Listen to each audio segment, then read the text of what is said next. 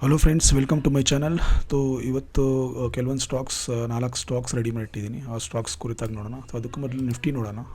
ನಿಫ್ಟಿಯ moment monthly ಚಾರ್ಟ್ನಲ್ಲಿ ಹಾಕಿಟ್ಟಿದ್ದೀನಿ. ಇಲ್ಲಿ ನೋಡಿ, ಕಂಟಿನ್ಯೂಸ್ ಆಗಿ 2023 ಪಾಸಿಟಿವಲ್ಲೇ ತೋರಿಸ್ತಾ ಇದೆ.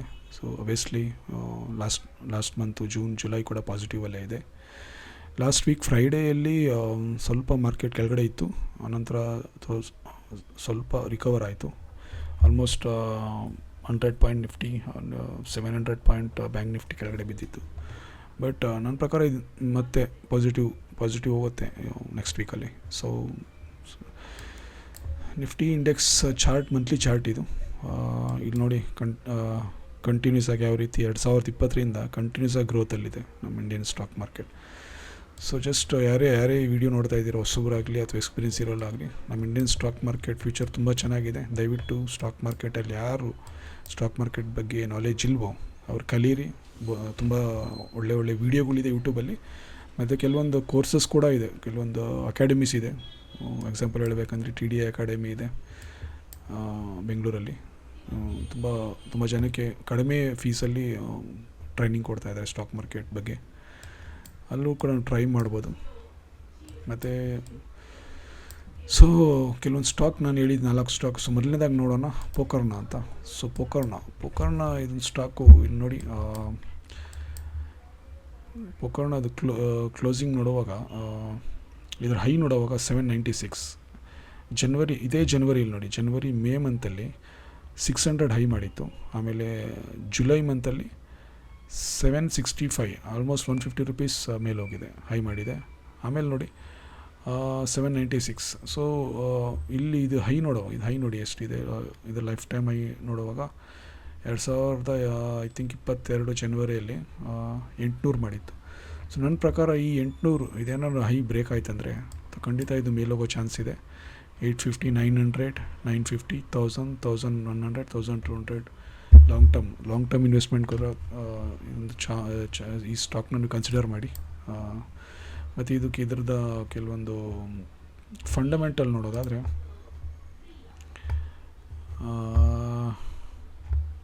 ನಿಮಿಷ, ಪೋಕರ್ನ ಫಂಡಮೆಂಟಲ್ ನೋಡೋಣ.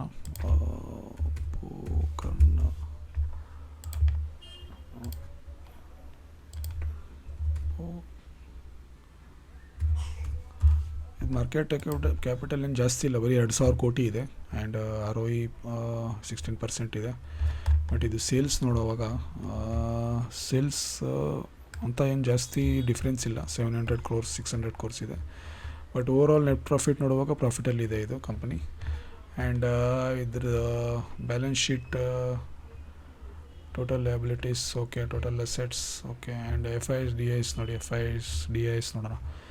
ಸೊ FIS ನೋಡುವಾಗ ಇದರಲ್ಲಿ 4%, 10%, 11%. ಡೊಮ್ಯಾಸ್ಟಿಕ್ ಇನ್ಸ್ಟಿಟ್ಯೂಷನ್ಸ್ ನೋಡಿ 11% ಇನ್ವೆಸ್ಟ್ ಮಾಡಿದ್ದಾರೆ. ಆ್ಯಂಡ್ FIS 4% ಇನ್ವೆಸ್ಟ್ ಮಾಡಿದ್ದಾರೆ. ರಿಟೇಲರ್ಸ್ ಹತ್ರ 11% ಇದೆ. ಪ್ರೊಮೋಟರ್ಸ್ 56%. ಸೊ ಇದರಲ್ಲಿ ಚೆನ್ನಾಗಿ ಕಾಣುತ್ತೆ ಇದು ಕರ್ನ.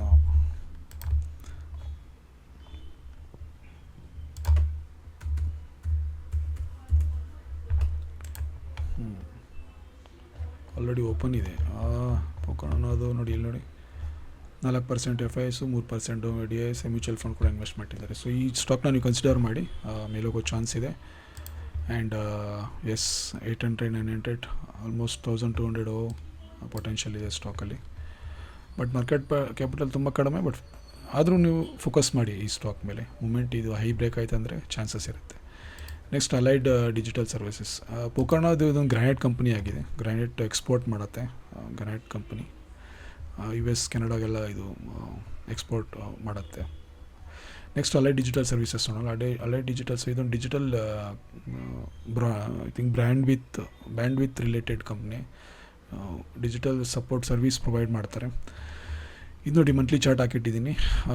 ಜೂನಲ್ಲಿ ನೋಡಿ ಇದು 185 ಮಾಡಿತ್ತು. ನೆಕ್ಸ್ಟ್ ಜುಲೈ ಮಂತ್ 238 ಮಾಡಿದೆ. ನೆಕ್ಸ್ಟು ಮತ್ತು ಇದು ನೋಡುವಾಗ ಇಲ್ಲಿ ನೋಡಿ, ಇದರ ಹೈ 261 ಏನಾದರೂ ಹೈ ಬ್ರೇಕ್ ಮಾಡ್ತಂದರೆ ಖಂಡಿತ ಇದು ಮೇಲೋಗೋ ಚಾನ್ಸ್ ಇದೆ. ನನ್ನ ಪ್ರಕಾರ ಇದು 300, 350 ಮತ್ತು 400 ತನಕ ಹೋಗೋ ಚಾನ್ಸ್ ಇದೆ. ADSLನ ನೀವು ಮಾರ್ಕೆಟ್ ಕ್ಯಾಪಿಟಲ್ ನೋಡುವಾಗ ಲೈಟ್ ಡಿಜಿಟಲ್ ಸರ್ವಿಸಸ್ ಬರೀ 1200 ಕೋಟಿ ಇದೆ. ಬಟ್ ಓಕೆ, ಸೇಲ್ಸ್ ನೋಡೋಣ, ಸೇಲ್ಸ್ ಹೇಗಿದೆ ಅಂತ. ಸೇಲ್ಸ್ ನೋಡುವಾಗ 177 crores, okay, not bad.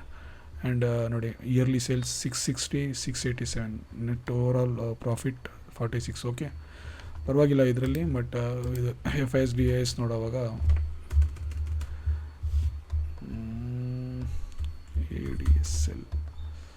ADSL FIS/DIS ನೋಡೋಣ.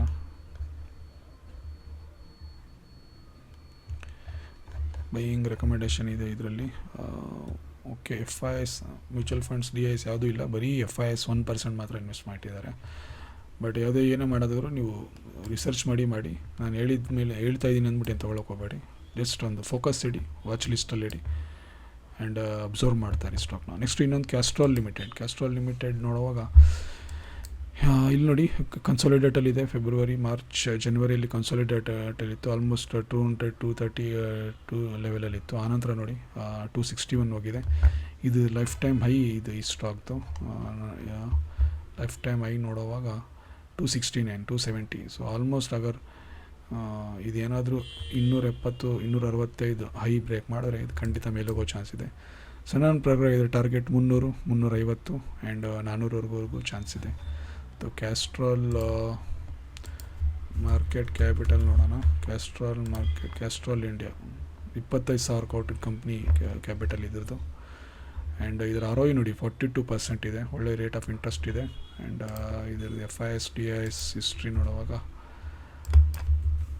ಕ್ಯಾಸ್ಟ್ರಾಲ್ ಇಂಡಿಯಾ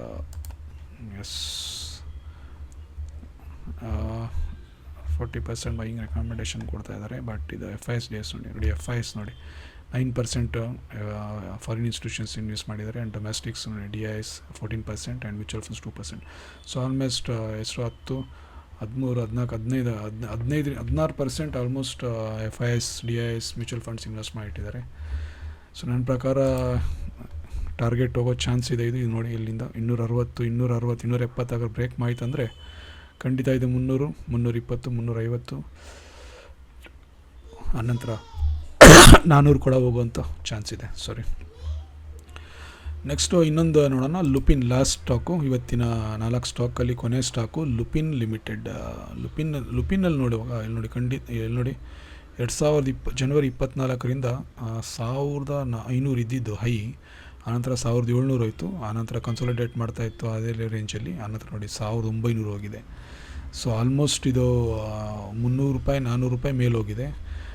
ಒಂದು ವೇಳೆ ಇದೇನಾದರೂ ಹೈ ಬ್ರೇಕ್ ಮಾಡ್ತಾರೆ 2000 ಎಷ್ಟಿದು 2015 ಹೈ 2120, 2120 ಅಥವಾ 2130, 2000 ಹೈ ಬ್ರೇಕ್ ಆಯ್ತಂದರೆ ನನ್ನ ಪ್ರಕಾರ ನೋಡಿ 2250, 2300, 2600 ಹೋಗೋ ಚಾನ್ಸ್ ಇದೆ.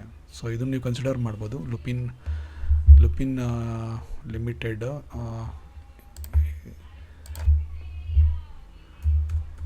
ಇದ್ರದ್ದು ನೋಡಿ ಕ್ಯಾಪಿಟಲ್ 80,000 crore ಕ್ಯಾಪಿಟಲ್ ಇದೆ. ಆ್ಯಂಡ್ ಇದತ್ತು FIS/DIS ಸ್ಟೋರಿ ನೋಡುವಾಗ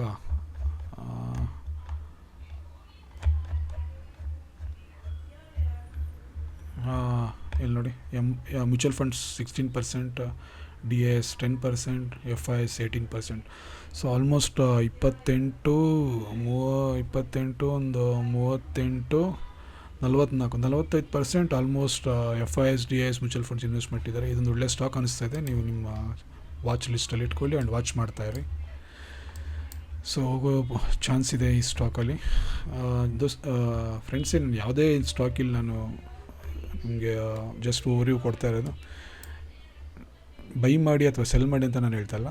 ಡಿಸ್ಕ್ಲೈಮರ್ ಮೊದಲೇ ಹೇಳ್ಬಿಡ್ತೀನಿ, ನಾನು ಡಿಸ್ಕ್ಲೈಮರ್ ಕೊಟ್ಬಿಡ್ತೀನಿ. ಸೊ ಇದು ನಿಮ್ಮ ಓನ್ ರಿಸ್ಕಿಂದ ಅಥವಾ ನಿಮ್ಮ ಓನ್ ರಿಸರ್ಚ್ ಅನಾಲಿಸ್ಟಿಂದ ನೀವು ಮಾಡಿ ಇದನ್ನು. ನಾನು ಯಾರಿಗಾಗಲಿ ಬಲವಂತವಾಗಿ ಯಾರು ತೊಗೊಳ್ಳಿ ಅಥವಾ ಇದನ್ನೇ ಮಾಡಿ ಹೋಗುತ್ತೆ ಅಂತ ಹೇಳ್ತಲ್ಲ. ಬಟ್ ಏನೇ ಮಾಡಿದ್ರು ಅದು ನಿಮ್ಮ ಓನ್ ರಿಸ್ಕ್ ಆಗಿದೆ. ಬಟ್ ಮಾಡೋದಾದರೂ 8% ಅಥವಾ 10% ಸ್ಟಾಪ್ ಲಾಸ್ ಹಾಕ್ಕೊಂಡು ಮಾಡಿ. ಇನ್ನೊಂದು ಸಲ ಇದೇ ಪದೇ ಪದೇ ಏನು ಹೇಳ್ತೀನಿ, ನಾನು ಯಾವುದೇ ಹೇಳ್ತಾ ಇರೋದು ಇಂಟ್ರಾಡೇಗೋಸ್ಕರ ಅಲ್ಲ, ಇದೊಂದು ಶಾರ್ಟ್ ಟರ್ಮ್ ಅಥವಾ ಲಾಂಗ್ ಟರ್ಮ್ಗೋಸ್ಕರ ಇಟ್ಕೊಳ್ಳಿ. 3 ತಿಂಗಳು, 4 ತಿಂಗಳು, 6 ತಿಂಗಳು ಅಥವಾ ಒಂದು ವರ್ಷ ಮೇಲೆಗಂತ ಹೋಲ್ಡ್ ಮಾಡಿ ಇಟ್ಕೊಂಡು ಅಂತ ಲಾಂಗ್ ಟರ್ಮ್ ಹೋಲ್ಡ್ ಮಾಡುವಂಥ ಸ್ಟಾಕ್ಸ್ಗಳು. ಲಾಂಗ್ ಟರ್ಮ್ಗೋಸ್ಕರ ನಾನು ಯಾವುದೇ ವೀಡಿಯೋ ಇಲ್ಲಿ ಮಾಡ್ತಾ ಇದ್ದರೆ ಇಂಟ್ರಾಡೇಗೋಸ್ಕರ ಅಂತ ಖಂಡಿತ ಅಲ್ಲ, ಶಾರ್ಟ್ ಟರ್ಮ್ ಅಥವಾ ಲಾಂಗ್ ಟರ್ಮ್ಗೋಸ್ಕರ ಏನೇ ಮಾಡೋದು ರಿಸರ್ಚ್ ಮಾಡಿ. ಇದು ಇವತ್ತಿನ ಸ್ಟಾಕ್ಸ್, 4 ಸ್ಟಾಕ್ಸ್. ಇದೇ ರೀತಿ ಒಳ್ಳೊಳ್ಳೆ ಸ್ಟಾಕ್ಸ್ಗಳು ಕುರಿತಾಗಿ ನಾನು ವೀಡಿಯೋಸ್ ಮಾಡಿ ಹಾಕ್ತಾಯಿರ್ತೀನಿ. ಅಥವಾ ನಿಮಗೆ ಈ ವಿಡಿಯೋ ನಿಮಗೆ ಇಷ್ಟ ಆಗಿದರೆ ಲೈಕ್ ಮಾಡಿ, ಶೇರ್ ಮಾಡಿ, ಸಬ್ಸ್ಕ್ರೈಬ್ ಮಾಡಿ. ದಯವಿಟ್ಟು ಸ್ಟಾಕ್ ಮಾರ್ಕೆಟ್ ಕುರಿತು ಕಲಿಯೋದು ಬಿಡಬೇಡಿ. ಖಂಡಿತವಾಗಿ ಕೆಲವೇ ತಿಂಗಳಲ್ಲಿ ಇದು ಕಲಿಯುವಂಥದ್ದಲ್ಲ, ಹಲವಾರು ತಿಂಗಳುಗಳು ಹಿಡಿಯುತ್ತೆ. ನಿಧಾನವಾಗಿ ಫೋಕಸ್ ಮಾಡ್ತಾಯಿರಿ ಮಾರ್ಕೆಟ್ ಬಗ್ಗೆ. ಮುಂದೆ ಸ್ಟಾಕ್ ಮಾರ್ಕೆಟ್ ಫ್ಯೂಚರ್ ತುಂಬ ಚೆನ್ನಾಗಿದೆ. ಬರೀ ಇನ್ವೆಸ್ಟ್ಮೆಂಟೇ ಅಲ್ಲ, ನೀವು ಕೂಡ ಆಪ್ಷನ್ಸ್ ಮಾಡೋದಾದರೆ ಆಪ್ಷನ್ಸ್ ಗೊತ್ತಿದ್ರೆ ಮಾತ್ರ ಮಾಡಿ, ಇಲ್ಲಾಂದರೆ ಮಾಡೋಕ್ಕೆ ಹೋಗಬೇಡಿ. ಬೆಟರ್ ಸೇಫರ್ ಸೈಡ್ ಅಂದರೆ long term stocks investment stock ಮಾರ್ಕೆಟಲ್ಲಿ. ಇದು ಇವತ್ತಿನ ವಿಡಿಯೋ. ನಿಮಗೆ ಇದು ಇಷ್ಟ ಆಗಿದ್ದರೆ ಲೈಕ್ ಮಾಡಿ, ಶೇರ್ ಮಾಡಿ, ಸಬ್ಸ್ಕ್ರೈಬ್ ಮಾಡಿ. ಧನ್ಯವಾದ.